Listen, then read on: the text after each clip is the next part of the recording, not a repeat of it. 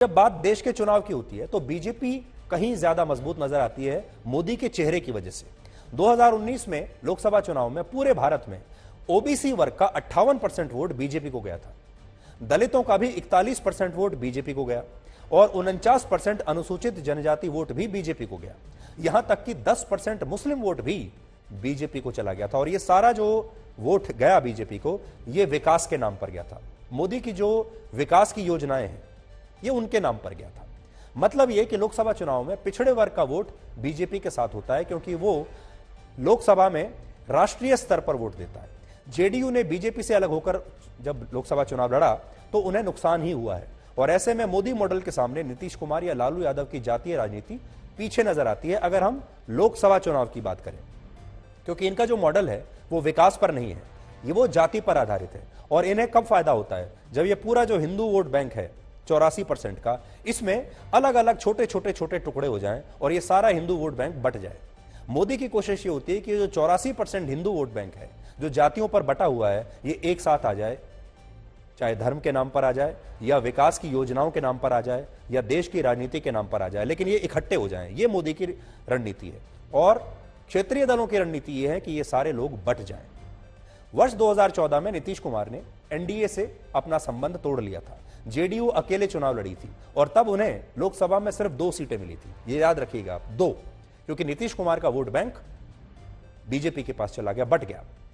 लेकिन 2019 में जब आम चुनाव हुआ लोकसभा का तो नीतीश कुमार बीजेपी के साथ थे और इस बार जेडीयू को 16 लोकसभा सीटें मिली, यानी 14 सीटों का सीधा सीधा फायदा हो गया मोदी के चेहरे की वजह से। मतलब यह कि देश में जब लोकसभा चुनाव होगा तो जनभावना बड़े नेता के साथ होती है, काम करने वाले नेता के पक्ष में होती है, जातियों के आधार पर वोटिंग नहीं होती।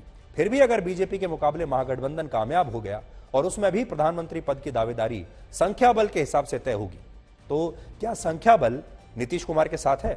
हालांकि इस कला में भी वो पूरे निपुण है और वो संख्या बल में कम रहते हुए भी आपने देखा होगा मुख्यमंत्री बन जाते हैं, तो ये कला उन्हें आती है।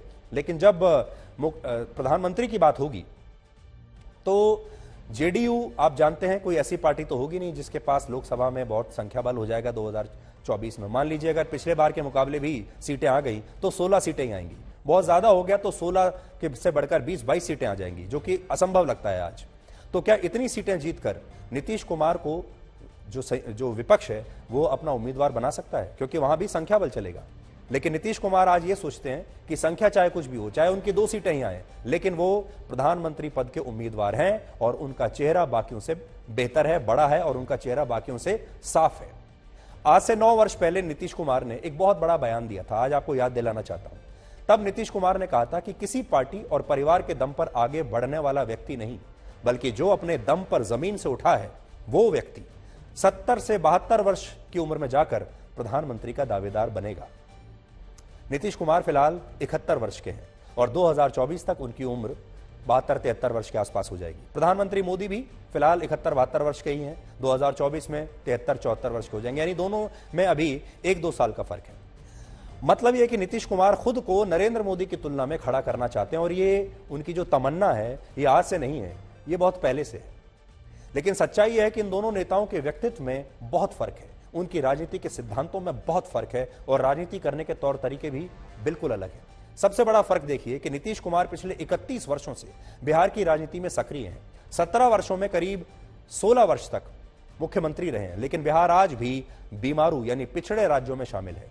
दूसरी तरफ नरेंद्र मोदी ने सिर्फ 12 साल तक गुजरात के मुख्यमंत्री पद को संभाला और विकास के पैमाने पर उन्होंने गुजरात मॉडल के नाम पर खुद को साबित किया। 2015 में नीतीश कुमार की जनता दल यूनाइटेड को बिहार विधानसभा में 71 सीटें मिली थी और 2020 में सिर्फ 43 सीटें मिली। इससे पता चलता है कि बिहार के अंदर नीतीश कुमार का कद तेजी से छोटा हुआ है। लेकिन अगर आप नरेंद्र मोदी की तुलना करें मुख्यमंत्री के तौर पर तो 2014 के आम चुनाव में बीजेपी को 282 लोकसभा सीटें मिली। 5 वर्ष के बाद 2019 में बीजेपी को बढ़कर 303 सीटें मिली और यह आंकड़ा बताता है कि नरेंद्र मोदी की लोकप्रियता कम नहीं हो रही, बढ़ती जा रही है और उनकी लोकप्रियता एक राज्य में नहीं है, पूरे राज्य में है। लोकप्रियता की बात की जाए तो नरेंद्र मोदी की तुलना में पूरे दुनिया में कोई राजनेता आज नहीं है। इसी वर्ष मार्च में अमेरिका की ग्लोबल लीडर अप्रूवल ट्रैकर एक संस्था है जिसका नाम है मॉर्निंग कंसल्ट, उसने 13 देशों के नेताओं की अप्रूवल रेटिंग्स जारी की थी और उसमें यह पता चला कि 77% अप्रूवल रेटिंग्स के साथ नरेंद्र मोदी दुनिया के इस समय सबसे लोकप्रिय नेता है। इस लिहाज से नीतीश कुमार की लोकप्रियता बिहार तक सीमित है और वहां भी कम हो रही है। और बिहार में भी आपने जितनी भीड़ मोदी की रैलियों में देखी होगी, उतनी भीड़ शायद आपको नीतीश कुमार की रैली में देखने को नहीं मिलेगी।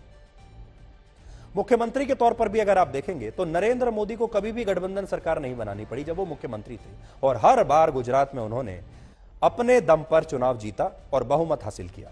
नरेंद्र मोदी और नीतीश कुमार की राजनीति का फर्क समझना है तो उन दोनों के बारे में कुछ और बातें आपको जाननी जरूरी है। आज मोदी राजनीतिक पृष्ठभूमि के नहीं है, वो पिछड़े समुदाय से आते हैं, उनका बचपन गरीबी में गुजरा है। उसी तरह नीतीश कुमार के पिता भी आयुर्वेद के एक चिकित्सक थे, मतलब दोनों ही पॉलिटिकल बैकग्राउंड वाले परिवार से नहीं है, परिवार से इन्हें कोई मदद नहीं मिली। मोदी और नीतीश कुमार दोनों ही परिवार की राजनीति में भरोसा भी नहीं करते।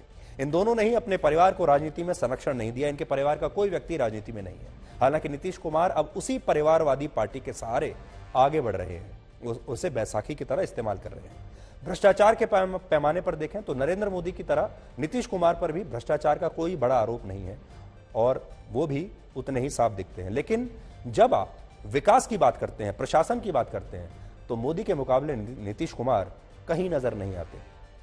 वैसे ही सख्त प्रशासन के पैमाने पर नरेंद्र मोदी की तुलना नीतीश कुमार उनसे काफी पीछे नजर आते हैं। हालांकि नीतीश कुमार ने सुशासन के नाम पर कई वर्षों तक बिहार की सत्ता संभाली है।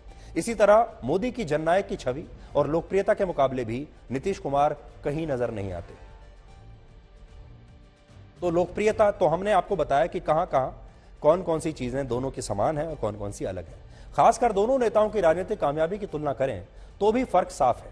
मोदी वर्ष 2002 से 2014 तक करीब 12 वर्ष तक गुजरात के मुख्यमंत्री रहे। इसके मुकाबले नीतीश कुमार 2005 से 22 तक 16 वर्षों तक बिहार के मुख्यमंत्री रहे। फिर भी 3 दशकों की राजनीति के बाद नीतीश कुमार ने बिहार को कहां पर लाकर छोड़ा है, इसे समझने के लिए कुछ आंकड़े देख लीजिए। आज भी देश में सबसे ज्यादा गरीब बिहार में है। बिहार में 51% से ज्यादा आबादी आज भी गरीबी रेखा के नीचे है। गुजरात में अब सिर्फ 18% की आबादी गरीबी रेखा के नीचे है। मतलब बिहार में गुजरात के मुकाबले करीब 3 गुना ज्यादा गरीबी है। प्रति व्यक्ति आय की बात करें तो बिहार में एक व्यक्ति साल भर के अंदर मात्र 50,555 रुपए कमाता है औसतन, जबकि गुजरात में 1,60,028 रुपए कमाता है। यहां भी करीब 3 गुना का फर्क है। स्वास्थ्य के पैमाने पर नीति आयोग जो हेल्थ इंडेक्स जारी करता है, उसके मुताबिक बिहार देश भर में 18वें पायदान पर है और गुजरात का नंबर 6ठे नंबर पर है। गुजरात बिहार से 12 पायदान ऊपर। राज्यों की अगर जीडीपी की बात करें तो बिहार की जीडीपी 7,57,000 करोड़ की है और गुजरात की जीडीपी 18,79,000 करोड़ की है। और देश की अर्थव्यवस्था में योगदान देखिए, देश के सकल घरेलू उत्पाद यानी जीडीपी में बिहार का योगदान सिर्फ 3% है, जबकि गुजरात का 8% है।